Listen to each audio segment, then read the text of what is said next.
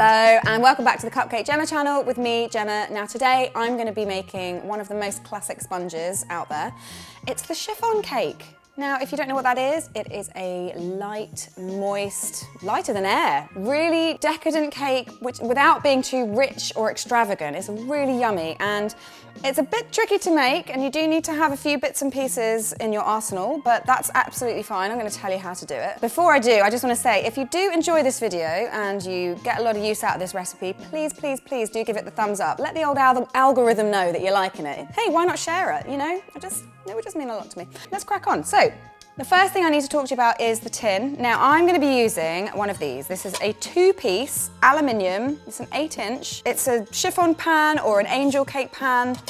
It's really important that you have the 2-piece one.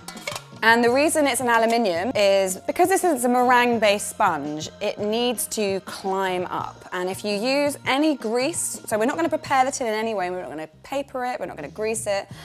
And that's because that will prevent the sponge from climbing up the inside of the tin and like getting that height that you need. That's also a good reason why the chimney is here, because it will help the middle of the cake climb up and also help the whole cake cook evenly. And you'll notice I have little feet on mine, which is really handy. And that means that when I bring it out of the oven, I can turn it upside down to cool, because that is going to really help to prevent this cake from sinking, because it has so much air in it.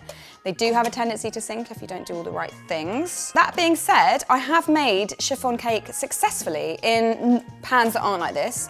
I'd always use an aluminium pan, but you could do this recipe in 2 8-inch sandwich pans like this. If you have a not loose bottom one like this, just line the bottom. Don't grease it or anything, just cut a circle, pop it in. And then you will need to fashion some kind of upside down cooling device like this one, which I just happened to make on the corner here. So before we get started, I just want to stop for a little message from myself in the past. Guys, did you know we have a bake club and there is a really amazing bake club community going on over on Patreon? It's a brilliant way to support the channel if you sign up to become a member. And there's a couple of different tiers for you to choose from as well. So anywhere from the price of a cup of coffee, which is great, buy us a coffee, all the way up to a little bit more where you get cookies sent to you every month. So please head over to patreon.com/CupcakeJemma to check out which tier might be right for you. There's loads of stuff involved. I reply to your messages. You can chat with me, you can chat with the team. We answer your baking questions or sometimes your questions about life.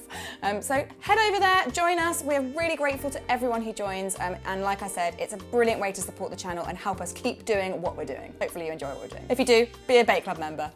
So equipment-wise, you're going to need at least a hand mixer, you know, the one with the 2-prong beaters, or a stand mixer. I'm going to be using my stand mixer with my balloon whisk attachment. You're going to struggle to make this with this guy because you do need to essentially make meringues in this. But the first thing we need to do is to just whisk our dry ingredients together. So I've got my plain flour here, my baking powder, sea salt, just popping that through the sieve and just shuffling it through, but I also like to whisk it together just to make sure everything's all really well combined. Now it's time to separate our eggs, and I'm using large eggs, and it's really important you use the right size of eggs for this recipe, otherwise it might not come out just exactly right.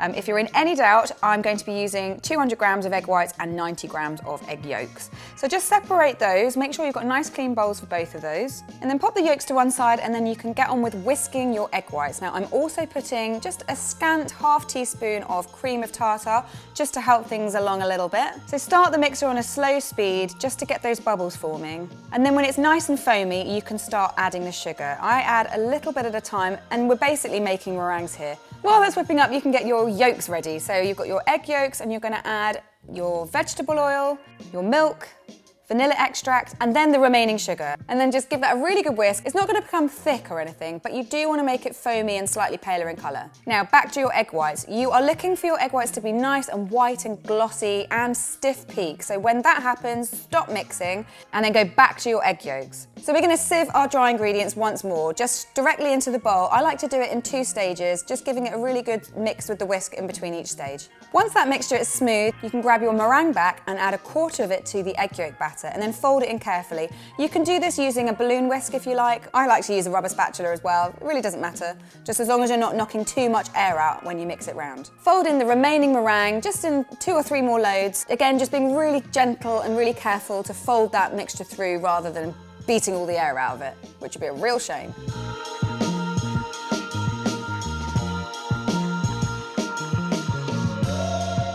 once you have a nice, smooth, streak-free batter, you can go ahead and pour it all into your pan.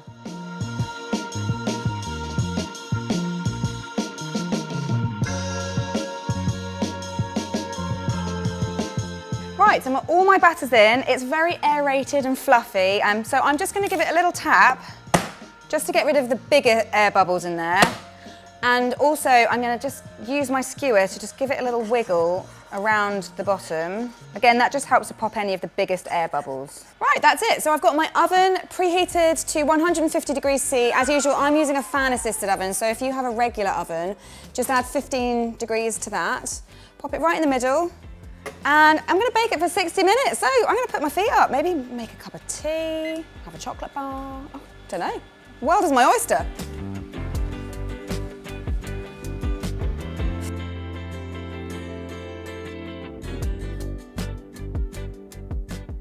So the timer's gone off, so it's time to take the cake out. Now, as I said before, you need to cool this upside down just to minimize the danger of it sinking.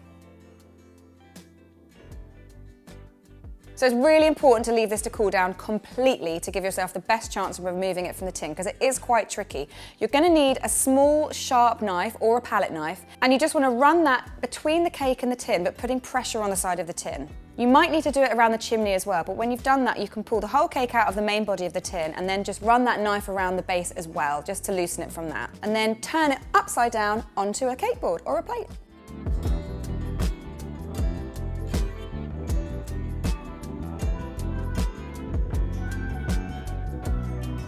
I can't wait to show you the texture of this cake. It looks amazing. It feels really squishy. I'm gonna use a really sharp knife here, guys. I've sharpened this specially because you don't want to drag like a serrated knife through it. It gets so delicate. So you want to have a nice, clean, sharp knife to get nice, clean, sharp pieces. So let's go.